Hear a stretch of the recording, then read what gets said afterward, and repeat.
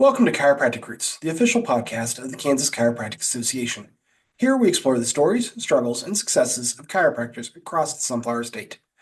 In each episode, we interview Kansas DCs to learn how their chiropractic journey began, how their practices took shape, and what lessons they've learned along the way.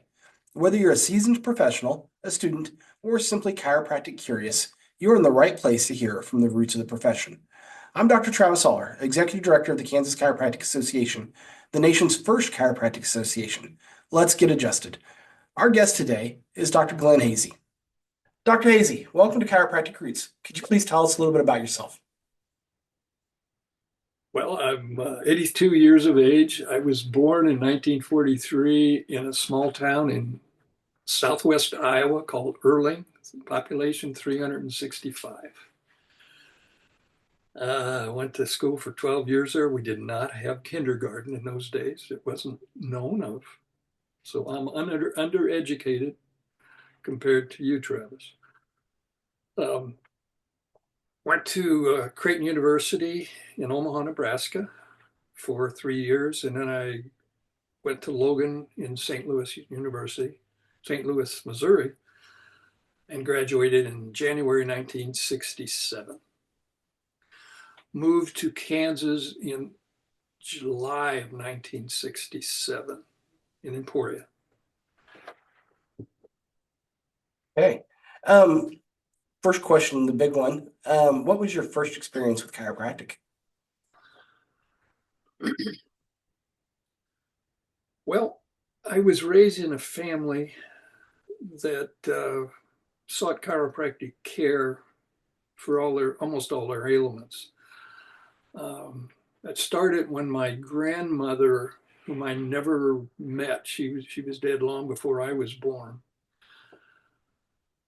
She was a widow in the 1920s and 30s and in very bad health. Well, my mother was the last of her children and in charge of her.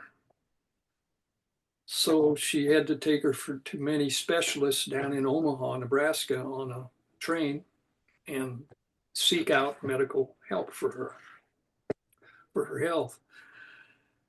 And when she was, according to my mother's story, when she was sitting in the reception room of one of these specialists with my grandmother, and it was obvious she was ill. I don't know how it was so obvious to other people. Another patient in that office came up to my mother and said, "That lady needs a chiropractor. You need to take her to a chiropractor." And she gave her, I think, a name to go to in Omaha. And my mother did and took her back a number of times. And her health turned around. She lived another 10 to 15 years after that. So my family was chiropractic oriented. When I was between the age of 5 and 8, I had chest pains when I exerted myself.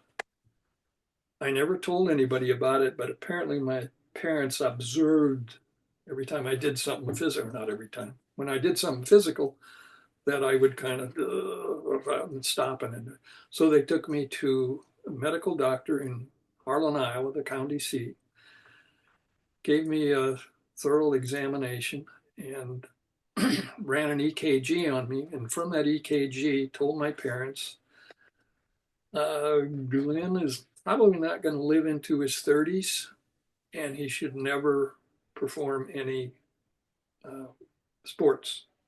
Can't let him do that. It'll kill him. Came out of that office, and I remember being taken out of that office and going to the opposite end of the square in Harlan, Iowa, and up some stairs to a chiropractic office of Dr. Kaneen, who was a Palmer graduate. And Dr. Kaneen, I know, adjusted me up in here a lot, hard. I don't know how many adjustments I had, but that pain stopped happening in my chest. And I played every sport I could in Erling, Iowa. We only had two, baseball and basketball. But and I'm 82 today. So something happened there. Yeah, that's a great story. Um, is that when you decided to become a chiropractor? Not at all. Uh, whenever we would get sick as a kid, with a fever and all that, I was sent to bed. And if I was still sick the next day, my parents gave me a double shot of whiskey with a bunch of sugar in it. Go to bed. I hated that. It tasted so bad. And if you were still sick the third day, then I was taken to the county seat to get an adjustment, or in later years to my brothers to get an adjustment. Uh, so you would think I would think about being a chiropractor. It just never entered my mind. Um, and it's another thing happened to me when I was going to Creighton in Omaha. I had a part-time job with Armour and Company. Excuse me. And I was lugging beef, which is a pretty heavy job. Well, one winter, I remember I was low grade temperature for like 6 weeks. I would go to classes at Creighton, occasionally be called down to Armours during the night and sleep. That's all I could. I was just that way for 6 weeks. And I went to the Quack Shack I think that's called that way on all campuses. I don't know. It was at Creighton at that time. And when I walked in, the physician who was Creighton's medical doctor uh, was sitting in his chair reading a novel. I think he looked up and said, "What can I do for you?" And then I told him I had I gave him the story. And he wrote down and he gave me a slip of paper and told me to go fill this. And I think I did. I think I went down and it was a prescription for antibiotics, I guess. And it was the same, didn't do any difference. So, in my great wisdom, I got in my car and drove 100 miles up to my brother's office. And I got an adjustment. Halfway back to Omaha, fever was gone. My fatigue of 6 weeks was gone. I was 20 years of age. Shouldn't have had that.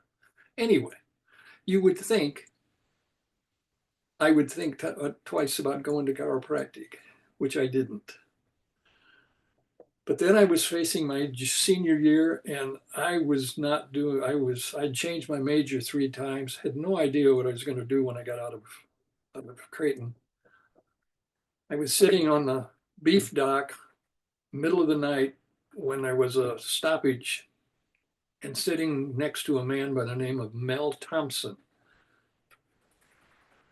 whom I knew from being working there for 2 or 3 years. Nice guy. Lived in Council Bluffs across the river from Omaha. I'd asked him about his family, and then finally he asked me about mine. And I said, "Well, I got an older brother from Carroll, Iowa, who's a chiropractor." And then he just said, "Whoa, my best friend in Council Bluffs is a chiropractor." The next sentence was what I really heard. "He's a real independent fellow." Bingo. Chiropractor, independent. I could do that. So I went to Logan. So there was no great thing except at 2 o'clock in the morning on the beef dock and Farmers and Company in Omaha, Nebraska. You never know what comment from somebody might change your life. Yeah, So, two yeah, comments. Two comments. One was to my grandmother in 1920, whatever. Take this lady to a chiropractor, and this one was chiropractor's really an independent fellow. So you'd think I'd be smarter and keep my ears open to what's going on around me more than I do. So you went to Logan in St. Louis. Do you Yes. know how much you paid for college? Travis, I don't remember. I don't remember the amount. No, it was in the hundreds per semester. That's about as close as I could come. Uh, I worked 30 hours a week when I was at Logan, but I was fortunate because I had union jobs and that paid a lot more than most other jobs did. So I had good income, not enough to put me through and keep. I had Lou and I had two children by the time we graduated, but with the help of my parents and that income, we got through school. Had no debt when I graduated. There was no such thing as loans for education back then, unless you got them from a private bank, and I wasn't about to do that. Well, that's quite a different story than what it is now for students that are graduating or getting close to graduating. There's very few that are coming out without any debt, let alone without a couple 100,000 in debt. So, wow. So how did you end up in Emporia? Well, didn't really know where we wanted to go. Um, I knew I didn't want to go back to Omaha because Omaha was full of relatives, and I didn't want to go to a place where I had to treat all my freaking relatives. So we moved to Cedar Rapids, Iowa, where my wife had gone to college, and liked the town. We moved there, and I did not get into practice there. I was waiting on a location when my brother took me to an SOT seminar, DeJarnett seminar in Kansas City. Well, I flipped my mind flipped over the use of the blocks with the pelvis. And wow, that was just a great opening for me. And DeJarnett had more than just the blocks, of course, to his technique, but I decided that I wanted to be part of that. And the DeJarnett organization, SOTO, was deciding they were going to start a research center, a treating center in Kansas because the laws were the best there. And I figured, I'm going to Kansas. I want to be part of that. So moved to Kansas. I I moved there serendipitously. I didn't. I'm not a devout SOT practitioner. I was at the time, and SOT was good for me because my first 3 years of practice, 4 years of practice, I met regularly with an SOT group once a month and covered a lot of SOT work, but I was with other chiropractors. That was a big deal. Let's Okay. see, what's the question? Sorry. Well, the question was how you ended up in Emporia. I think you, Okay, we just drew a map from Wichita to Salina, thinking the center was going to be in eastern Kansas. And Lou and I traveled with the two kids in the back seat of the car and went from town to town. Pulled into Topeka, and Rex Wright's office was right on the main drive there. What street is that? it was on Topeka Boulevard. Pickville Boulevard. Okay, pulled in there, and Rex had a busy office. There was a lot of people going in and out of that small house he had back then, before he built his big one. And I told him I'm looking for a location in Kansas. He says, "Oh, we got great ones. You great. Come here. You can come to Topeka." And I said, "Well, I'd be okay." But he said, "Let's see. There's a and he sent me to Don Deem's office, who was he was attorney, I think. He was the head of the KCA back then, not the head of, but he was the attorney for it. And I asked him where I should go, and he recommended, well, look at Emporia. There just are not many DCs for the town the size of it is. So we did that and liked Emporia. So that's where we settled. Wonderful. Can you tell me about your first practice in Emporia? Uh, we we ended up finding a storefront in downtown Emporia, and the owner uh, was willing to and did finish the office for me very nicely. He did a good job on doing it, made it look very professional, and he let the cost of that apply to my future rent, which was very, very fortunate of him. His name was Wally Evans. Um, we practiced in that location for uh, 9 years. It originally had one adjusting room, one consultation room, a couple of dressing booths that led into the adjusting room, an x-ray room, front waiting room with a small CA room attached to it, and of course the bathroom. Eventually we left with 3 adjusting rooms. I built on 2 more adjusting rooms in the back. Okay. So, how did you know it was time to move up to a larger office? I starved to death my first year because I was just I just didn't get out other than to join in the Kiwanis Club and whatever I did with church. I didn't go out and meet people like I should have. I was either too inhibited or just too proud to do that, and that was a mistake. Uh, I grossed $8,005 grossed my first year in practice. Now that interprets to roughly $40,000 today, but that was a gross, and that so I wasn't turning the world on fire.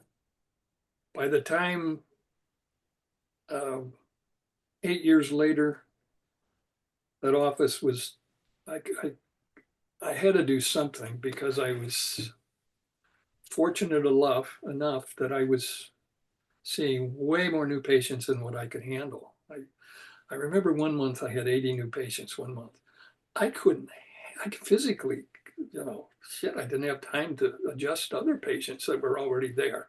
So it's obvious I thought it was obvious, I needed to get some associates.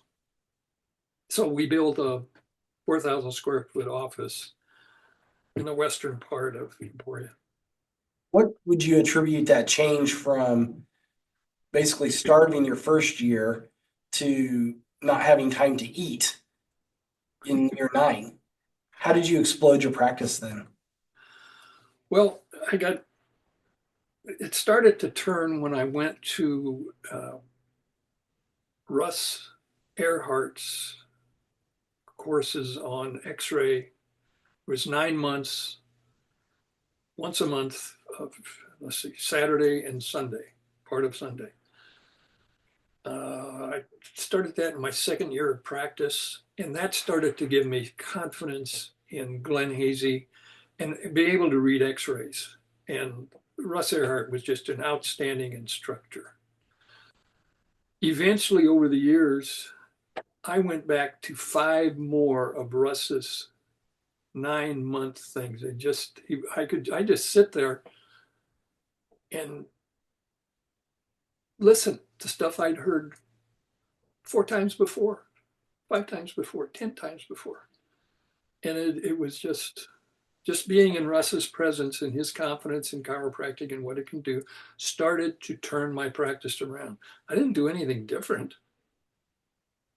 It was just everything that took place in my head starting there. And then in the next year, I started to go to Parker seminars, and that really turned my head into chiropractic and the totality of what it can do. It's amazing what a difference. You mentioned Parker. I went to Parker. It's where I graduated from, and Jim Parker loved his acronyms and sayings. Um, Faith, confidence, belief in your product, services, and ideas. FBC, or yeah, FCB and PSI. yes, he loved those things. And the other one was present time consciousness. Be where you're at wholly when you're there, not somewhere else. When you're with a patient, the only thing that matters to you is that patient in front of you, nothing else. When you're with your family, that patient's no longer in your mind, your family is. And it's amazing how much you can expand your day as far as what other people see of your day if you are wholly with them when you're with them. Yeah. And well stated, Travis. And if you're going to have influence with other people, you have to do what you just said. Lean forward, focus, listen, and that changes everything. Do you remember the two big heads? I do, but I'd love for you to explain it to us. Well, it's my icon of what life is. Obviously, the two big heads represent two different individuals. And they are so big as far as a head, and then you have this tiny little body with arms and legs below it. But that's life. Our self image and our present time consciousness and our service consciousness is what makes us worthy of a big practice, of having the trust of other people. The heads have two parts, divided in two. You have the conscious mind and the subconscious mind. Us chiropractors prefer to call it educated mind, conscious, and innate mind, subconscious. Flowing through the subconscious mind is life itself. Once you die, that whole system's gone. Okay. And there's a connection between the two minds that we're talking about. Both of them are divided in two, with a conscious and an unconscious. You can develop a relationship with someone through the senses by shaking hands, touch, saying hello, smiling, vision. Uh, so you establish that there's another human being there. If you pass somebody on the street, you don't develop that relationship unless you look them in the eye when you're going and you look at them down the street. But that's a passing relationship. To get a true relationship where you have some influence with them, you're going to have to not only get through the senses, but you're going to have to get to their subconscious mind.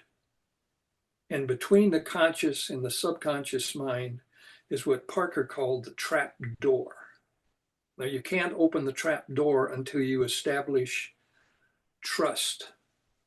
And the way you're going to establish trust with any individual on the face of the earth is by giving them acceptance, giving them appreciation, giving them recognition in reversed order.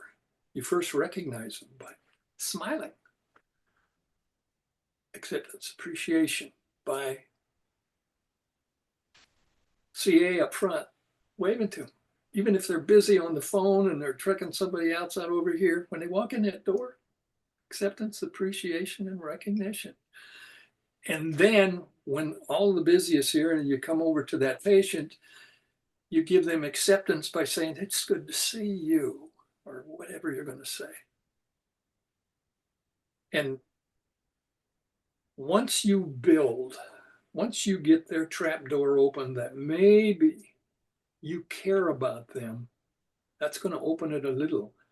And then if they feel they can trust you, that's going to open it up all the way. And that's where that's what happens when you want to practice the boom. Yeah, that's great advice. It's that connection that you build doesn't come from necessarily who you are. It's how they think you feel about them and how you've connected with them. And they don't really care what you know until they know that you care. I know that sounds like a cliche and it's said a lot, but it's true. They just Amen. want to know that you care, that you're here to help them. And if that is honestly true, you're going to make a connection. And if you make a connection, you can help them. Yeah. And, you know, another truth on that is every time they come in, you have to go to the same thing. You have to give them acceptance, appreciation, and recognition because they haven't felt it since maybe they were last time in. Hmm. So they could be coming into you for the 147th adjustment. You still have to do it. Yep. Give them acceptance, appreciation, and recognition. And I will add that if you carry that over to everybody else in your life, this isn't just with patients. This is your spouse, your children, your parents.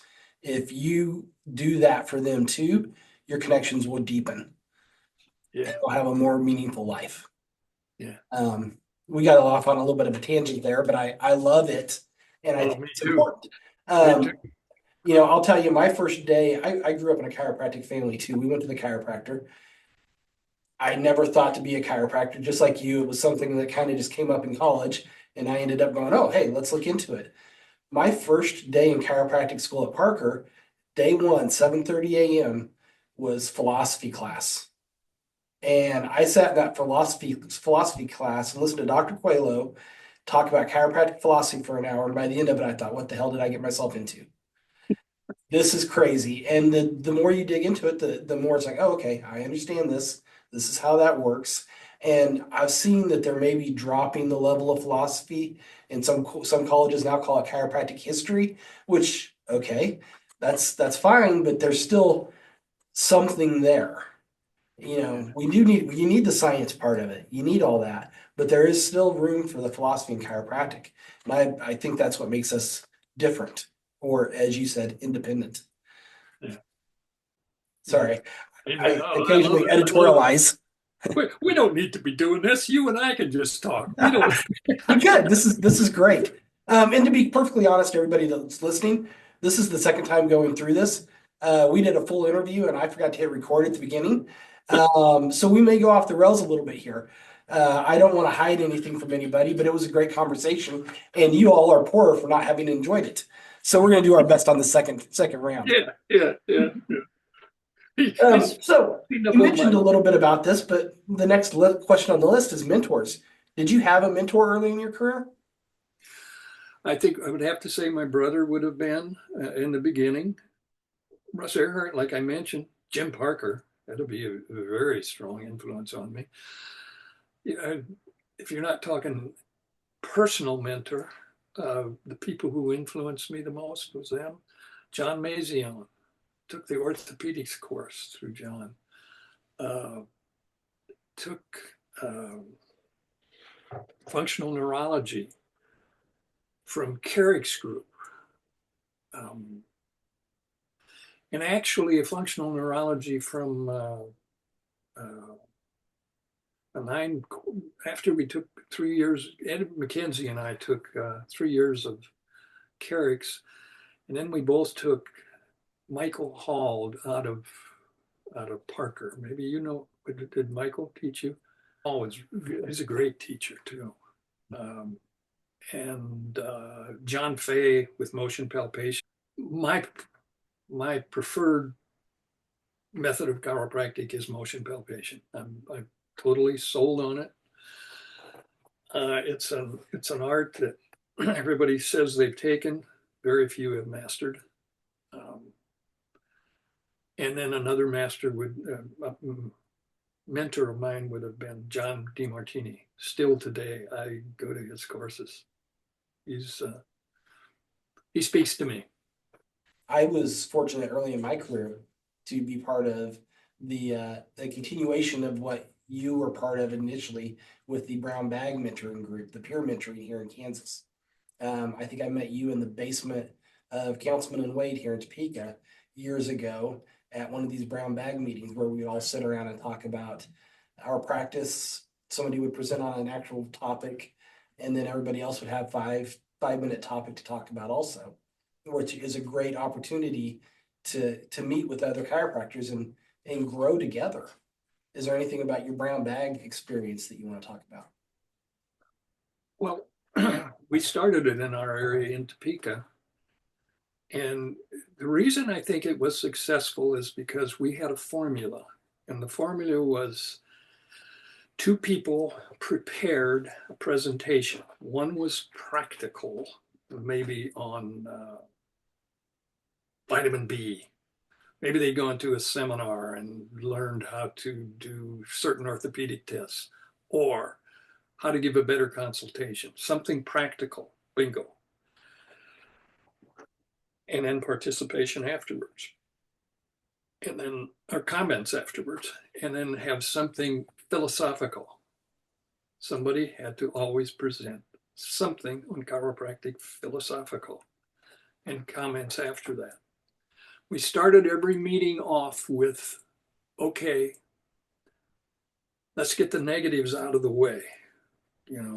Kansas Medical Society is attacking us this week here, and whatever the bitching was, we got out of the way in the first 5 minutes, and then that's done. We're done. Start our meeting. And we made sure at the end of the meeting, everyone had to say something. They had to bring a point. Maybe it was a positive statement. They had to say something. We thought that was a winning combination, and I think it was. Tried to get that going up here in Bellingham. When I arrived up here, of course, I've never practiced in the state. I joined the retired organization, the Washington organization, but I've never practiced. And I went around to the chiropractors, and we got a BB meeting started. They don't call it that, but they up here they get 2 hours credit. So 20 people meet every month up here, and they don't follow that. They always give some film of something, which, okay, at least it's going. It's been going for 10 years. Yeah. I do think peer mentoring is a huge area that as a profession we maybe have let slip by and could really help doctors, especially the younger ones, grow in practice. So good. So how do you think chiropractic has changed since you first started in practice? Um, well, the biggest change is when in '67, when I started, we had no insurance and didn't have Medicare until sometime in the early '70s. So that's when some insurance started, but it didn't explode into the computers and reporting to a second party until maybe 14, 15 years into practice, something like that. Now it's you're just lugged down by this third party, and I understand that. And at the end of my career, I was there too. I was in. If I was going to be practicing today, and if I wanted to practice the same way I did back then, where I was into, I saw volume. I would have a mentor in my room. I would not fool around with anything but the patient. That mentor would be paid, wouldn't be a chiropractor necessarily, but would be paid highly for relating what I wanted them to relate on a piece of paper to a third party. I think it would just free up my practice to what it was. Right. Yeah, the documentation. I know when I first got into practice, I would have 4 lines on a sheet, SOAP. And that was it. We complete documentation. Where do you think or hope chiropractic will go in the future? Well, I hope it stays as an independent profession. Uh, we have something other people don't have. Structure affects function. We are in charge of structure, and the the the ability and the need for pure chiropractic is still there, and it will still be there 1,000 years from now. If it gets watered down into a subsection of a portion of organized medicine, uh, it's lost. So I'm not answering your question, and I realize that. I just hope in my life it still stays separate, and yet part of the total. Towards the end of my career in Emporia, uh, I did have good relationships with a lot of the MDs in town, which was fortunate. And in fact, a few of them became patients. And so it was so much different than when I started. I was a total quack in 1967. Total. Yeah, there's been a significant change. I've been in practice nowhere near as long as you had, and I still see that from the beginning to now as far as the acceptance goes. Doctors of chiropractic are part of the overall health picture, but yet we're also still separate from the medical model of health. What do you wish you knew when you first started into practice?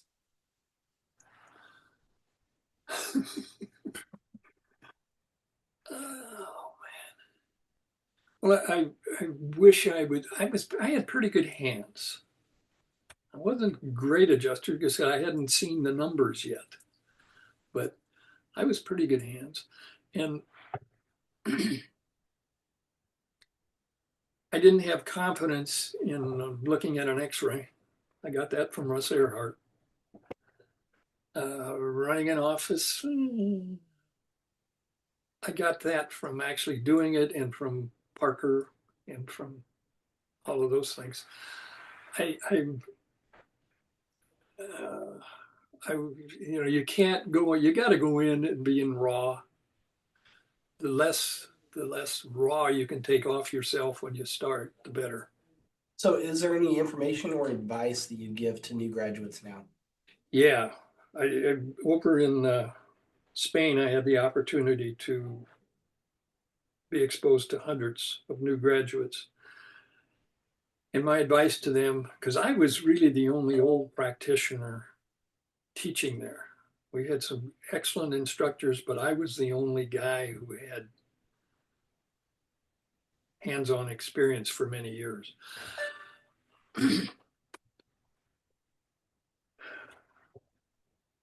I've seen so many practices, multi-doctor practices, not succeed and in fact end up with friction between the old guy and the new guys.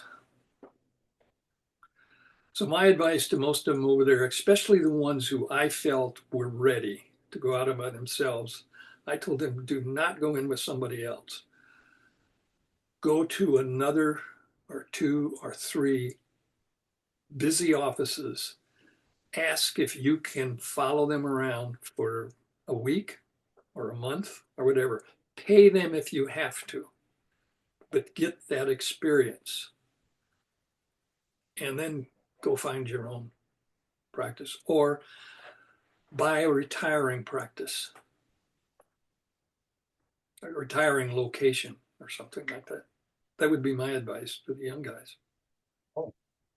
So, one of the things that I'm hearing a lot from the doctors that are nearing that age of retirement is that they don't have an exit strategy. They don't know how they're going to get out of practice. They're afraid they're just going to have to practice until they die because they have nobody to take care of their patients. I know you successfully executed an exit strategy. Can you tell us what that was and how it went? Well, my partner Jim Edwards had fallen in love and moved to Texas. So I didn't have a partner to take over. I had associates. We had a three-man office for most of that time, for most of my last 33 years of practice. But there wasn't somebody to take over the practice anymore. So I had a young former patient who moved to another state and had a very big practice in that state, wanting to move back to Kansas and wanted to move back to the Emporia area because that's where he wanted to raise his kids. Well, he had we had an agreement that he was going to come into the office after he sold his practice. Well, it took him a year, so I was working more hours than what I wanted to during that year. And he came to the office on Monday, and by Thursday, he wanted to meet and said, I do not want to work this hard. So my year of waiting to get an associate would buy the practice, along with the associates and everything that was there, went longer. Well, eventually I did sell the practice, but I had the arrangement. The practice was only for sale if I could retire in practice. That's terms that Greg Stanley used. And that's where I got the concept, where I could work part-time. And it was in our contract that I could work as long as I wanted to. I was the one who pulled the plug on Glen Heese leaving chiropractic in Emporia. And I worked for basically almost 4 years as a part-time. No, I was a third time, because that was in our contract, that I had to reduce my practice by 2/3, or I would be working anything over 2/3 would basically be his income, 100%.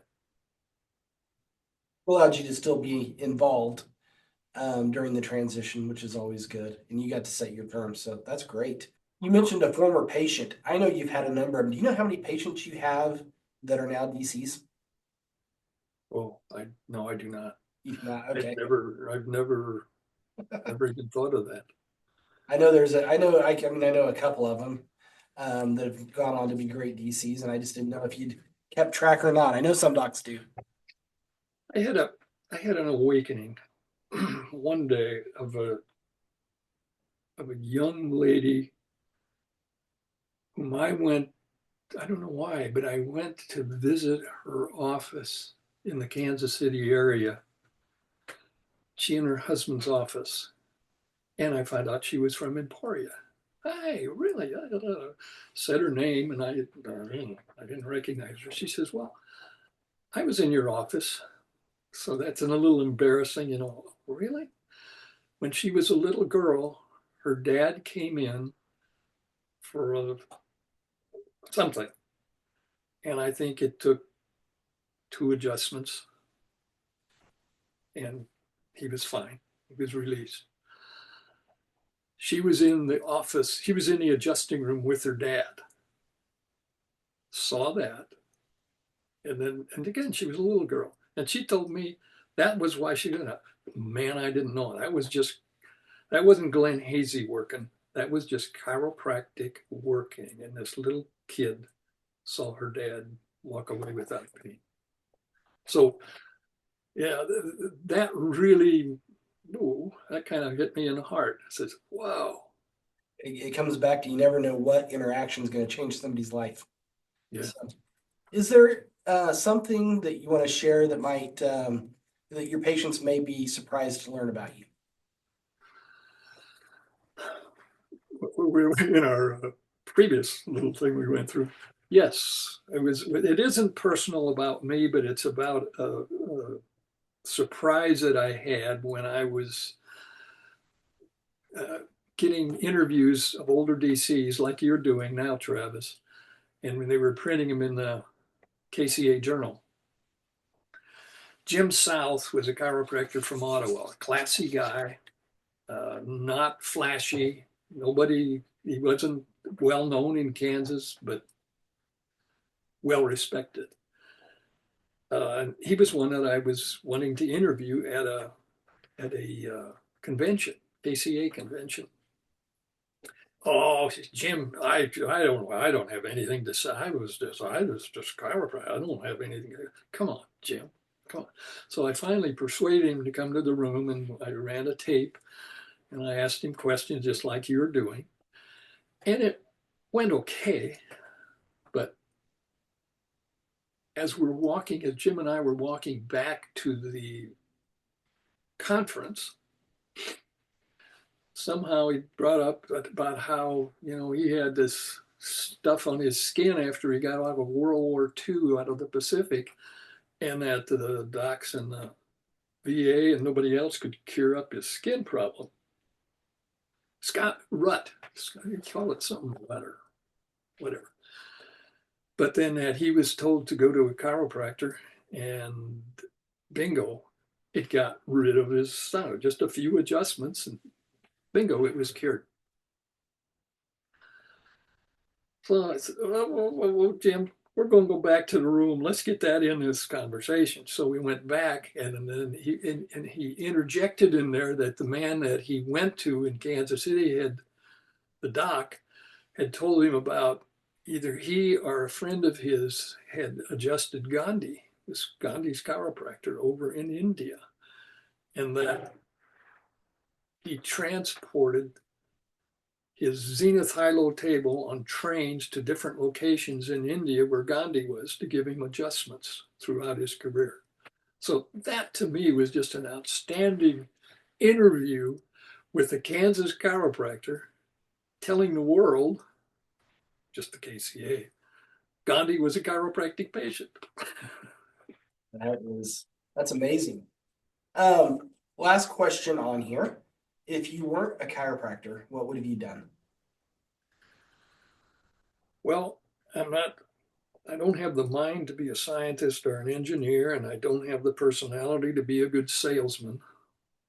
So I'd probably be out on the street.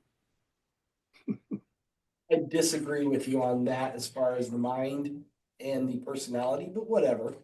We'll agree to disagree on that part. Dr. Heese, thank you for joining us today on Chiropractic Roots. Before we end today, though, is there anything else you want to add? Well, yes, I wanted to add something that I was introduced to or was exposed to 30 years ago about volunteer organizations. And Travis, since you are basically responsible for the KCA today and have been for how long now? Been in this position for 8 years, but been involved for 20. Yeah, it's closer to 20. You've been in that position, but you've been totally involved that long. Well, volunteer organizations have unique problems. Well, they had unique problems 30 years ago because this is 30-year-old information and it hasn't changed, I don't think.